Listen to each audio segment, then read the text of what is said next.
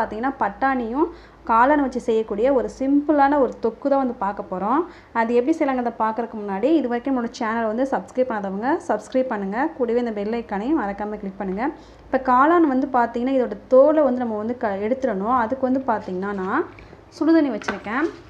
தண்ணி வந்து பார்த்திங்கன்னா நல்லா கொதிச்சிட்ருக்கு. இந்த கொதிச்சிருக்க தண்ணியில் வந்து என்ன பண்ணணும், நம்ம காளானை வந்து இதில் எடுத்து போட்டுருங்க.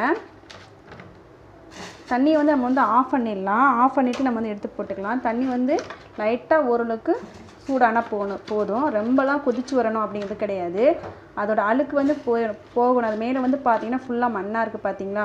இந்த மண்ணெல்லாம் போயிட்டு அதோட தோல் நமக்கு வந்து உறிஞ்சு வரதுக்கு சுடுதண்ணில் போட்டால் நல்லாயிருக்கும். அதனால் சுடுதண்ணில் போட்டுட்டு தண்ணி வந்து ஆறட்டும், அது வரைக்கும் இருக்கட்டும்.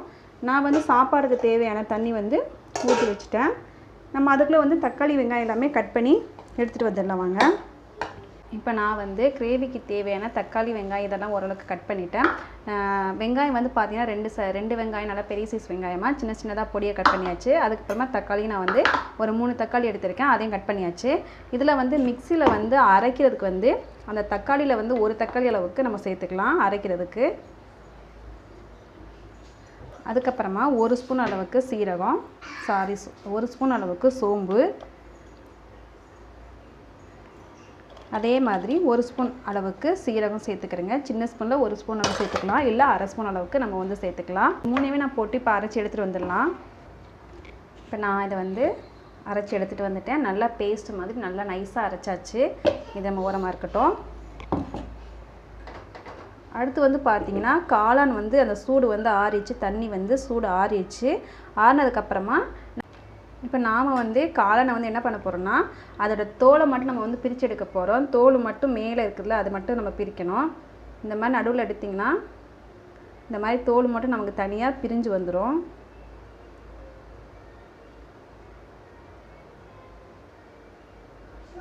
பார்க்கும்போதே உங்களுக்கு தெரியும்னு நினைக்கிறேன் எப்படி நான் வந்து அந்த தோலை பிரிக்கிறேன் அப்படிங்கிறது. இந்த மாதிரி சுற்றி நம்ம வந்து செஞ்சுட்டு வந்தோம்னா நமக்கு ஃபுல்லாகவே தனியாக வந்துடும். இப்போ நீங்கள் பார்த்தீங்கன்னா நமக்கு தோல் தனியாக கிடச்சிச்சு, நம்மளோட காளான் வந்து தனியாக வந்துருச்சு.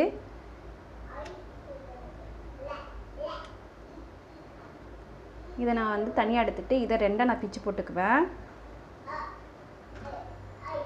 இதில் வந்து பார்த்திங்கன்னா சில பேர் இந்த கருப்போடு சேர்த்து சமைக்கிறாங்க, சில பேர் கருப்போடு இல்லாமல் சமைக்கிறாங்க. நான் வந்து எப்போவுமே இந்த இதில் இருக்க கருப்பை நான் வந்து கையில் வச்சு எடுத்துடுவேன். அது எனக்கு தெரியல, கருப்போடு சேர்த்து சாப்பிட்லாமா இல்லை எடுத்துகிட்டு சாப்பிட்லாமான்னு தெரியல. ஆனால் பாதி பேர் சேர்த்து சமைக்கிறாங்க, பாதி பேர் அதை வந்து எடுத்துகிட்டு சமைக்கிறாங்க. யூடியூப்பில் இப்போ பார்த்துருக்கேன்னா எப்படி சமைக்கணும் அப்படிங்கிறத கண்டிப்பாக எனக்கு வந்து கமெண்டில் வந்து எழுதி அனுப்புங்க. இதை வந்து எடுத்துகிட்டு சாப்பிட்ணுமா இல்லை அதோட சாப்பிட்ணுமாங்கிறத எனக்கு எழுதி அனுப்புங்க. இப்போ நாம் இதை வந்து நமக்கு எந்த சைஸில் வேணுமோ அந்த மாதிரி நம்ம வந்து கட் பண்ணி எடுத்துக்கலாம். இந்த மாதிரி கட் பண்ணிக்கலாம். இன்னொரு மெத்தட் வந்து பார்த்திங்கன்னா அதை உச்சிறதுக்கு நடுவில் இருக்குது பார்த்திங்களா, இந்த காம்பை வந்து நம்ம ஃபஸ்ட்டு எடுத்துடலாம். இந்த காம்பை எடுத்துகிட்டு மறுபடியும் இது ரொம்ப சிம்பிளாகவே நமக்கு வந்துடும் தோல். இந்த பாருங்கள், இந்த மாதிரி எடுத்தோம்னா ரொம்ப சீக்கிரமாகவே உரிச்சு எடுத்துடலாம். அது எடுத்தோடனே அப்படியே நீட்டாக வந்துடுது பார்த்திங்களா, இந்த மாதிரி வந்துடும் நமக்கு. பாருங்கள், ஃபுல்லாகவே வந்துருச்சு, எல்லா பக்கமும் நல்லாவே வந்துருச்சு. இப்போ நான் வந்து நடுவில் இருக்க அந்த கருப்பையும் எடுத்துகிறேன். ஓகே, எடுத்தாச்சு. இப்போ நான் சின்ன சின்ன பீஸாக கட் பண்ணிக்கிறேன். இதே மாதிரி எல்லாத்தையும் செஞ்சிடலாம் பாங்க. இப்போ நீங்கள் பார்த்தீங்கன்னா அதோட தோல் எல்லாமே நம்ம வந்து எடுத்து க்ளீன் பண்ணி எடுத்தாச்சு. இந்த அளவுக்கு காளான் வந்து பார்த்திங்கன்னா மொத்தமே நமக்கு வந்து இவ்வளோ தான் கிடச்சிருக்கு. நான் சின்ன சின்ன பீஸாக தான் நான் வந்து கட் பண்ணி போட்டிருக்கேன். இதை வந்து நம்ம வந்து இன்னொரு தண்ணி ஊற்றி நம்ம வந்து கழுவி எடுத்துக்கலாம். இதை நம்ம வந்து கீழே ஊற்றிடலாம். இப்போ நான் வந்து இரும்பு கடாயை வச்சுட்டேன் தாளிக்கிறதுக்கு. அதுக்கப்புறமா இதில் வந்து ஒரு 2 ஸ்பூன் அளவுக்கு நம்ம வந்து எண்ணெய் சேர்த்துக்கலாம். எண்ணெய் வந்து பார்த்திங்கன்னா நல்லா காஞ்சதுக்கப்புறமா 1 ஸ்பூன் அளவுக்கு பாருங்கள், இந்த அளவுக்கு நம்ம வந்து சோம்பு சேர்த்துக்கிறேங்க. நல்லா காஞ்சிருச்சு. காஞ்சதுக்கப்புறமா நான் வந்து ஒரு கொத்து கருவேப்பிலை சேர்த்துக்கிறேன். ஒரு கொத்து அளவுக்கு கருவேப்பிலை சேர்த்துக்கிறேங்க. அதுக்கப்புறமா நம்ம கட் பண்ணி வச்சுருக்க வெங்காயத்தையும் இது கூட சேர்த்துடலாம். வதங்கணும் இல்லைங்களா, அதுக்காக நான் வந்து உப்பு சேர்த்துக்கிறேன். பத்தலைன்னா நம்ம வந்து அடுத்து குழம்புல சேர்த்துக்கலாம். சேர்த்துட்டு நல்லா வதக்கி எடுத்துங்க.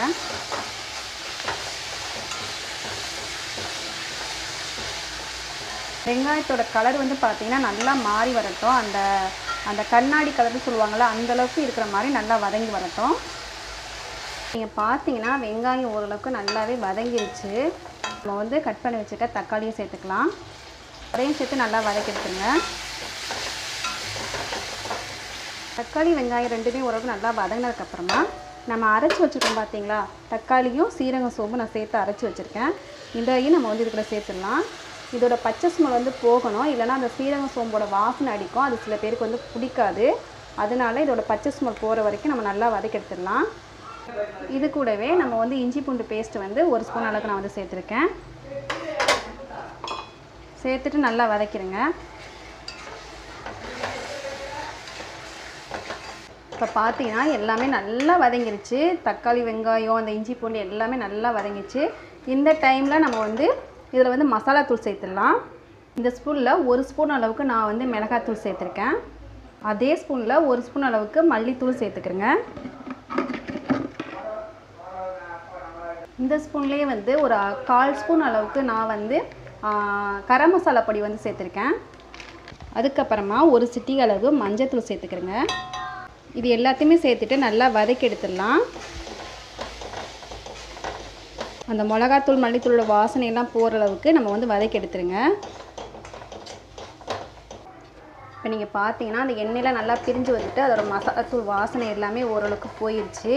போனதுக்கப்புறமா நம்ம ரெடி பண்ணி வச்சுருக்க பட்டாணி வந்து நல்லா கழுவி எடுத்து வச்சுருக்கேன். இந்த பட்டாணியை நம்ம சேர்த்துக்கிறோங்க.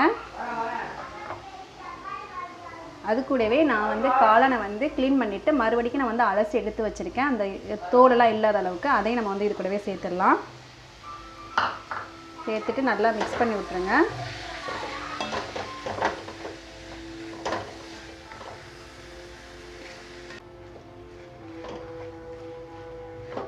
இப்போ இதில் வந்து பார்த்தீங்கன்னா நாம் வந்து தண்ணி சேர்த்துக்க போகிறோம். நமக்கு வந்து காளான்லேயும் வந்து பார்த்தீங்கன்னா தண்ணி வந்து விடும். இருந்தாலும் நமக்கு வந்து குழம்பா நம்ம ஊற்றிக்க போகிறோம். அப்படிங்கிற போது கொஞ்சம் லைட்டாக நம்ம வந்து தண்ணி சேர்த்துக்கலாம். இது வந்து இட்லி, பூரி, தோசை, சப்பாத்தி எது கூட வேணாலும் சாப்பிட்லாம். அவ்வளோ ஒரு சூப்பராக இருக்கும். தொட்டு சாப்பிட்றதுக்கு அவ்வளோ ஒரு டேஸ்ட்டாக இருக்கும்.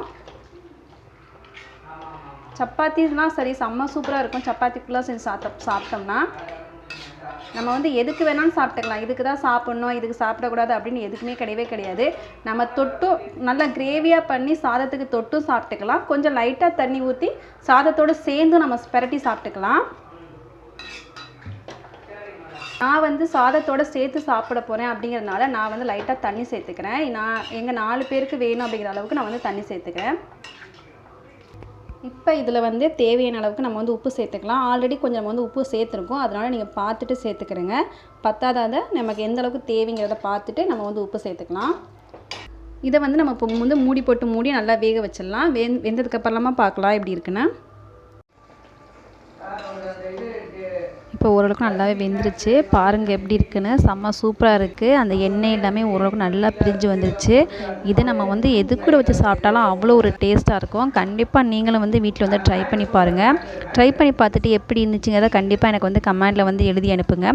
இந்த வீடியோஸ் வந்து உங்களுக்கு பிடிச்சிருக்குன்னு நினைக்கிறேன். பிடிச்சிருந்துச்சுன்னா லைக் பண்ணுங்கள், ஷேர் பண்ணுங்கள், கமெண்ட் பண்ணுங்கள். அது மட்டும் இல்லை, இது வரைக்கும் நம்மளோட சேனலை சப்ஸ்கிரைப் பண்ணாதவங்க சப்ஸ்கிரைப் பண்ணுங்கள். கூடவே இந்த பெல் ஐக்கானை மறக்காமல் கிளிக் பண்ணுங்கள். அப்போ தான் நம்ம போகிற வீடியோஸ்லாம் உங்களுக்கு வந்து சேரும். தேங்க்யூ.